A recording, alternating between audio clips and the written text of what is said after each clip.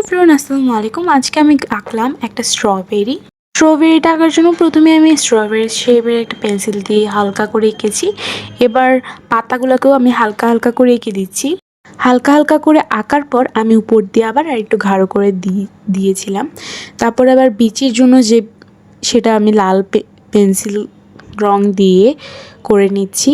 মাঝখানেরটা আমি সাদা রাখবো, যেহেতু স্ট্রবেরির মাঝখানে যে বীজ এগুলো থাকে এগুলো সাদা হয়।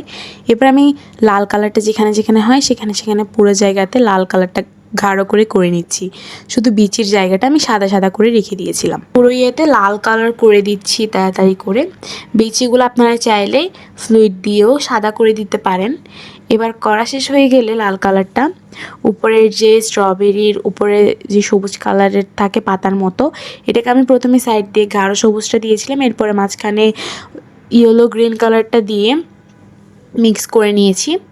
এবার আমার পুরো স্ট্রবেরি আঁকাটা শেষ। আবার নিচের দিয়ে একটু গ্রিন কালার দিয়ে ছায়া দিয়েছি। কেমন হয়েছে আজকের ভিডিওটা অবশ্যই কমেন্টে জানাবেন। ভালো লাগলে লাইক কমেন্ট শেয়ার করে দেবেন। And take care.